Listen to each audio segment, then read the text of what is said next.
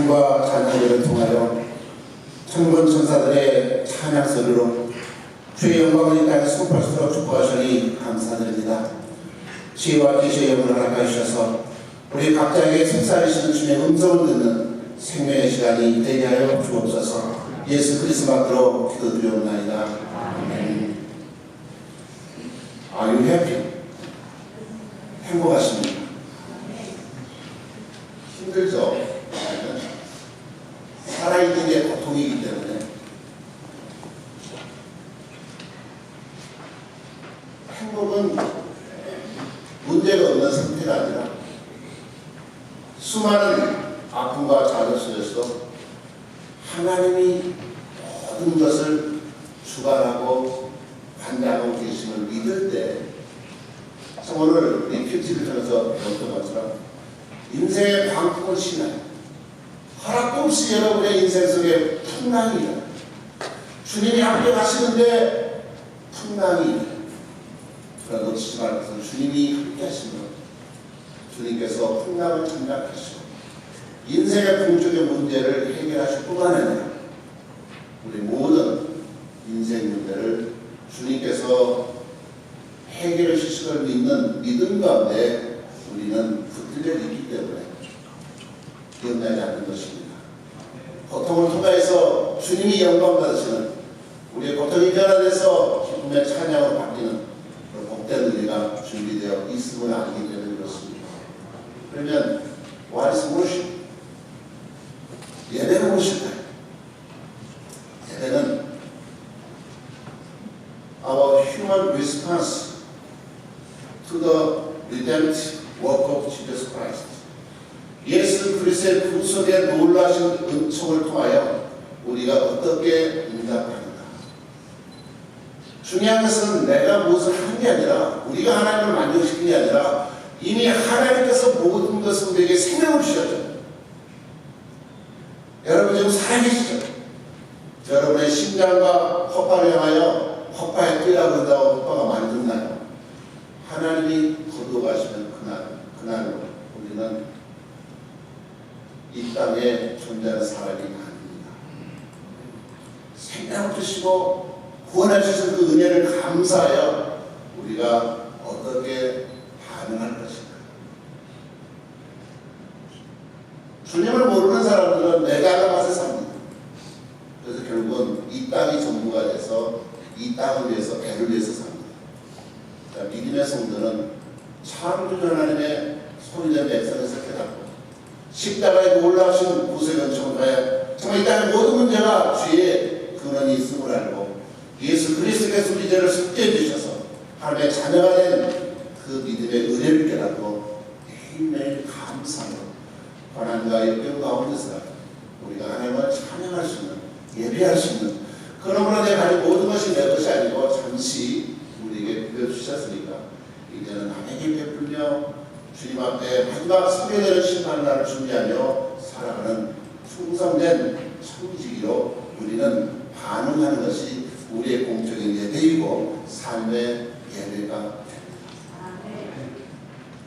여러분 지금 살아계시죠? 우리 라보트 있건 계속 기도하는데 여행을 했다가 이제 지난주 퇴원을 해서 너무 좋았어요. 이제 운전할 수 있겠구나 했는데 갑자기 또 퇴원하자마자 숨을 쉴 수가 없고 쉬를 구하고 그래서 넥슨턴 병원에 입원을 하고 2기를 더 돌면서 조금 상태가 호전되고 있습니다. 생명이요 절대로 내가 주관하는 게 아닙니다. 여러분 살아있다는 게 기적이나 혹시 아십니까? 그러나 충격적인 소식은 여러분도 잘 아시는 아틀란타 한국연합장로의 전인수 목사님 오늘 새벽 소천했습니다. 저도 눈물이 나오는데 3시 50분 심장 말이죠. 저번에 기도단에 우리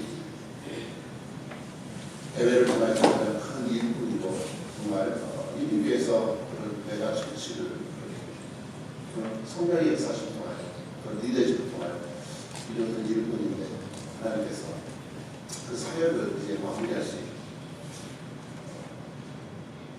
왜냐하면 내가 하나님의 축복을 먹으면 안 됩니다. Our life is a gift of God. 절대로 우리가 자랑할 수도 없고 마치 내 인생인 것처럼 착각해서 살아서도 안 될 것입니다. 우리 주님은 사도 바울의 입을 통해서 고린도후서 5장 17절에 말씀하십니다. 그런데 누구든지 그리스도 안에 있으면 새로운 피조물이라. 이전 것은 지나갔으므로 새로 시되었다. Therefore, if anyone is in Christ, he is a new creation. The old has gone, the new has come. 예수를 박해하고 교회를 폭행했던 회방자가 주 성령이 얻어만져 주시니 복음을 증거하는 최고의 전도자로 바뀌는 더 이상 과거에 연연하지 않고 오직 앞에 놓인 결승점을 향하여 심차게 복음을 증거하는 하나님의 영광을 향해 전적 질수할 수 있는 과거의 노예될 여기조차 없었습니다. 항상 하나님의 영광을 향해 부지런히 달렸다는 것입니다. 우리는 오직 예수 그리스도 안에만이 새로운 출발을 할 수 있습니다. 단 어떤 신도, 물질도, 종교, 창시자도 우리를 새롭게 할 수 없습니다. 오직 예수 그리스도만 우리에게 생명을 주시는 주님이심을 다시 한번 확인한 복된 오늘이 되시길 주님으로 축복합니다. 그래서 예수 그리스도 안에서 우리는 매일 새 노래를 부를 수 있고 새로운 인생을 기대할 수 있고 매일이 새로워지는 하늘 아래 새 것이 없지만 무에서 이를 창조하신 예수 그리스도 안에서는 새로운 역사가 언제라도 시작될 수 있습니다. 새해를 기대하시기 바랍니다. 우리가 교육권 봉헌이라는 놀랍고 새로운 역사에 이정표 앞에 서 있습니다. 하나님께서 시작하신 일입니다. 하나님께서 완성하실 줄로 믿습니다. 모든 과정도 주관하고 계심을 믿습니다. 그러게 하나님께서만이 영광을 받으셔야 됩니다. 신이 부여가 있는 저희들을 통하여 성전을 이루어가는 천국을 이루어가는 동역자로 부여신 축복이 얼마나 엄청난 것인지 모릅니다. 하나님께서는 우리를 찾아오시고 우리를 만나주시고 그러한 것으로 성전을 짓도록 성막을 짓도록 그래서 성전은 하나님을 만나는 내비게이션이고 약도다. 그런데 이제 그 성전을 짓도록 5종의 일꾼을 허락해 주셨습니다. 첫째는 계시일꾼. 하나님께서 모세에게 성막을 계시를 주셨습니다. 200만 명이 있을 공동체가 되는 계시일꾼은 항상 공동체 리더와 계시일꾼이 일치가 될 때 그 공동체는 놀라운 기적의 역사를 체험하게 되고 이 땅에 새로운 구원의 역사를 이루어 나갈 수 있습니다. 두 번째는 진영일꾼입니다. 하나님께서 모세를 통하여 부사들과 올리압을 지명하여 성령 충만케 하셔서 그 사역을 감당케 하셨습니다. 계시일꾼이 하나님께 먼저 부름받았다고 해서 자기 마음대로 진영일꾼을 세우는 것이 아니라 반드시 하나님의 명령대로 순종해서 하나님이 세운 일꾼을 세웠습니다. 모세를 통한 하나님은 여호수아를 4세대 진영일꾼을 세웠고 엘리야를 통하여 엘리사라는 4대 일꾼을 세우셨습니다. 순종이 제사보다 낫습니다. 하나님께서는 반드시 진영일꾼을 세우셔서 계시일꾼을 도움으로 천국 확정에 기한 하나님의 영광 받으신 사역을 감당케 하십니다. 세 번째는 감동일꾼입니다. 하나님은 감동을 주셔서 감동받은 성도들 하여 계시일꾼과 진영일꾼을 돕게 하십니다. 오늘도 예배를 통하여 찬양을 통하여 봉헌을 통하여 친교를 통하여 말씀 큐티 나눔을 통하여 우리 YP 모임을 통하여 참 놀라운 것은 큐티 모임 속에서 예배 때는 여러분 일방적으로 앉아서 들으시는 그런 큐티 우리의 삶을 나누기 때문에 얼마나 귀한 은혜인지 모릅니다.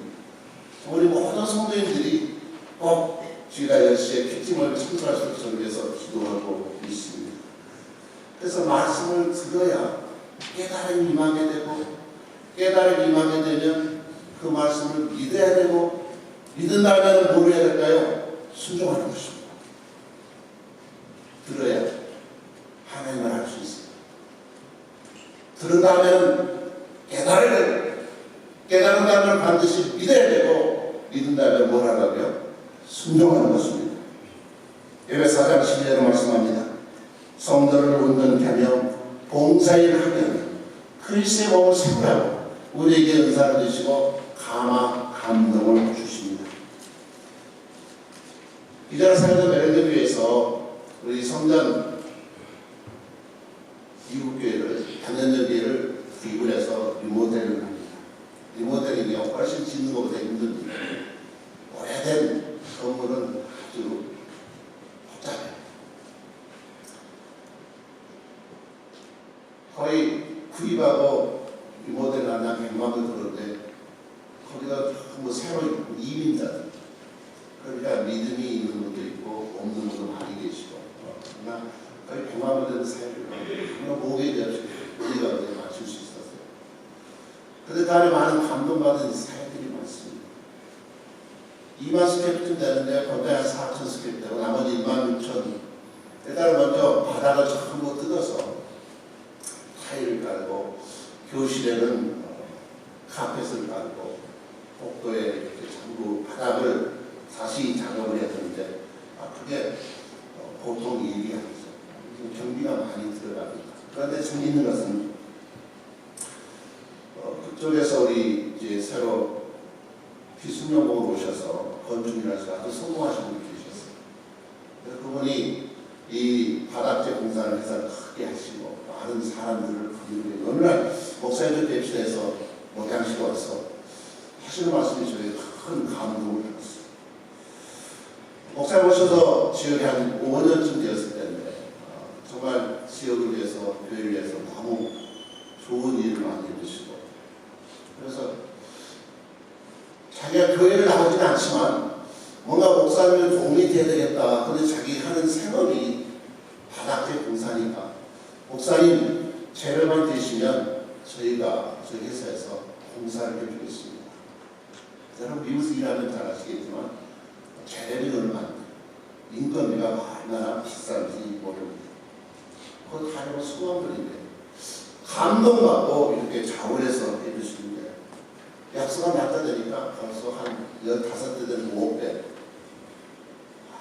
바퀴를 꽉 씌우고 한 20명이 넘는 일꾼이 와가지고 며칠 사이에 얼마나 부끄러워요. 왜냐면 워낙 손바들이 잘 맞기 때문에 며칠 만에 그 큰 공사를 다 이뤘어요. 감동받고 하니까 재밌는 것은 주일학교 교실 같은 경우는 목사에게 카펫보다는 나무가 좋습니다. 나무도 또 최고급이 뱀프로 만든 그런 와를 깔아주시고, 우리가 뭐 상상할 수 없는 그 주방에는 더 훨씬 더 고급 타일을 붙여주시고, 그러면서 참 재밌는 것은 거기 있는 우리 서브컨식터들 뭐라고 얘기하시냐면, 여러분들 교회 나오세요. 자기는 안 나오면서 계속 교회 나오라고 그렇게 전도하는 거예요. 그래서 아니 사장이 먼저 본을 보여야지. 목사님 저는 좀 기다려주세요. 그렇게 해서 어머니를 마치고 조금 있다가 자녀들이 엄마와 손잡고 교회 나왔어요. 그리고 본인도 교회를 나오기 시작했어요. 정말 왜 이제 완전 모르겠다고 그렇게 얘기를 하는데, 제가 이것을 부름받고 가게들 제일 미안했던 분들이 한 분이에요. 이제 믿음의 맛을 알고 가야 될까. 그래서 코로나에 3일 했을 때더니 또 성숙해요. 사업을 해서 목사님 주의 종인자 하나님 부르시면 가셔야죠. 또 그렇게 생각하면 오히려 그렇게 떨어져서 서로 중보하고 믿음 생활하는 것도 하나님께서 서로를 믿으시는구나, 그런 것을 깨닫게 됩니다. 중요한 것은 감동 일꾼이 넘칠 때 교회는 사람의 능력을 눈으로 가시적으로 확인할 수 있고, 교회가 영적으로 든든히 세워져 나가는 것들을 사람들이 볼 수 있다는 것입니다. 정말 우리 모든 성도님들이 그런 하나님께서 우리 안에 역사하고 계시는구나. 성령이 우리를 감동시키시고 그런 역사들을 여러분에게 감동 주셔서 하고 계심을 바라보시고 이것은 사람이 하는 일이 아니라 성령께서 하시는구나. 하나님이 하셨습니다. 이런 믿음의 고백을 하시길 주의 이름으로 축복합니다. 네 번째로 어떤 일꾼이냐면 3절 보시죠. 다시 보시죠.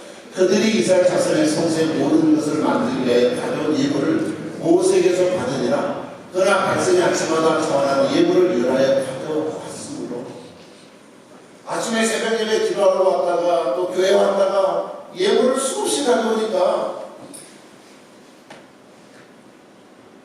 지나가는 일꾼들이 일 못할 정도예요. 그래서 모세를 찾아서 모세 목사는 이제 더 이상 넘치니까 가져오지 않아도 되겠어요. 네 번째 일꾼은 물질 일꾼입니다. 그런데 생각해 볼 것은 그들의 직업이 뭐였어요? 광야 400년 동안 노예로 살았어요. 아버지도 노예였고 할아버지도 노예였으니까 노예가 재산이 뭐가 있겠어요. 그런데 그들에게 무슨 경제적 능력이 있어서 이렇게 넘치게 드릴 수 있었을까? 믿음이 있다고 되는 문제가 아니잖아요. 없는데 어떻게 뭘 드립니까?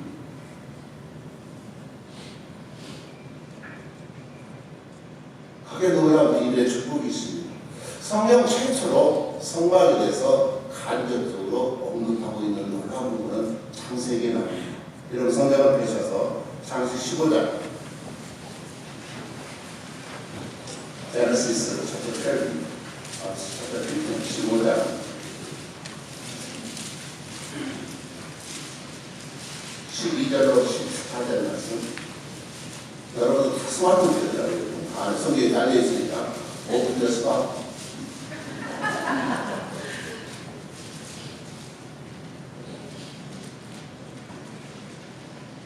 Please open the smartphone. Download the Bible app.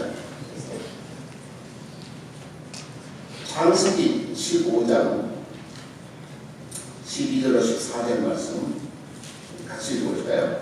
해질 때에 아브라함이 깊은 잠이 들고 큰 부담과 두려움이 그에게 임하였더니 여호와께서 아브라함에게 이르시되 나는 반드시 알라. 내 자손이 이방에서 거기 되어 그들을 섬기겠고 그들은 400년 동안 내 자손을 괴롭히니 그들이 섬기는 나라를 내가 징벌하며 그 후에는 내 자손이 큰 재물을 들고 나오리라.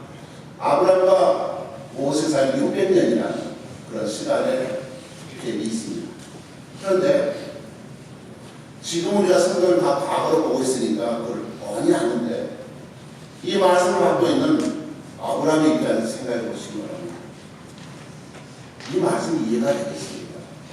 400년 후에 내 후손들이 애국의 종으로 갈 것이다. 그런데 돌아올 때는 거지가 아니라 부자로 만들 것이다. 출애굽에 대한 예언의 말씀 600년 만에 모세를 많이 성취되었습니다. 자, 그런데 그 예물을 가지고 부자에서 나올 것인데 그걸 가지고 뭐 하라는 것입니까? 성막을 지으라는 것입니다. 하나님의 교회를 세우라는 것입니다. 애굽에서 행했던 10가지 재앙을 전부 이스라엘 백성들이 부자가 되게 하는 역사로 재물을 모으게 하는 결과를 연결됩니다. 성경에 나오지 않는 비하인드 스토리, 물론 진실일 수도 있고 아닐 수도 있겠지만 미드라시에 이런 뒷얘기가 많이 나옵니다. 자, 나일강의 물을 피로 바뀌게 했잖아요. 그런데 그 미드라시 이런 얘기가 이스라엘 백성들이 물을 마시면 이게 물르면 애국 백성이 마시면 피곤해요. 같은 우물인데 애국 사람들은 마실 수가 없어요. 그러니까 애국 사람들이 물을 히브리 노예들에게 사서 마셨다. 얼마나 부자 됐겠어요. 물론 그 성경이 없는 건 절대적인 거짓말입니다. 그렇게 하지 않았겠죠. 돈을 주게도 다시 피로 바뀌지 않았을까. 그러나 중요한 것은 한 가지 제약만으로도 부자 될 수 있는 것은 충분히 가능하다. 흑암하고 생각을 해보세요. 얼마나 가지고 있었는지 몰라요. 사람이 전부 정신병을 일고 갑니다. 3일만 그간에. 그러니까 3일 동안 주인들이 자면 종되었던 히브리 백성들은 주인의 모든 비밀 자고 나왔잖아요. 3일은 충분히 훔쳐가지고 도망갈 수 있는 시간입니다. 그래서 그들은 그렇게 하지 않았습니다. 다만 10번째 지향, 장자가 죽은 지향을 통해서 그들이 스스로 제발 떠나라. 너희가 원하는 건 무엇인지 줄 테니까 떠나라. 그래서 모세에게 물어보니까 모세가 금이 필요하고 은이 필요하고 동이 필요하고 조각목이 필요하고 홍색 실이 필요하고 하얀 건 배실이 필요하고 전부 계시꾼인 모세가 장자 하나님께서 성령의 감동을 받아서 성막에 진짜 필요한 모든 것을 리스트를 이렇게 일러주니까 전부 주인들이 얘기해가지고 제발 줄 테니까 나가라고 은혜를 입히게 하사. 출애굽기 12장 30절 36절에서 그렇게 말씀합니다. 이스라엘 자손이 모세의 말대로 하여 애굽 사람에게 은금 폐물과 의복을 구하며 여호와께서 애굽 사람들에게 은혜를 입히게 하사 하나님이 하셨다는 것입니다. 그들이 구하는 대로 다 주게 하심으로 그들이 애굽 사람들의 물품을 취합니다. 얼마나 신났을까요? 아무것도 없었는데 수많은 은금 폐물을 들고 랄랄라 광야로 나왔는데 시내산에서 모세가 하나님의 메시지 받고 하나님이 우리에게 성막을 지으라고 합니다. 성막을 지어야 되겠습니다. 내 이름을 둘 성소를 지어라. 그들이 깨달은 것은 이 재물이 우리 것이 아니구나. 우리는 단지 운반하는 종이었구나. 우리가 들려 있는 모든 여러분 사업체도 물질도 해물도 우리가 주인이 아니고 주인이면 천국까지 들고 가야 되는 것이 없습니다. 우리는 단지 일시적으로 받은 운반에 불과한 것입니다. 성대에 물들가는 것입니다. 열심히 벌어서 남기는 것입니다. 그러므로 하나님께 영광을 돌리는 것입니다. 욕심이 잉태되니 죄를 낳고 죄가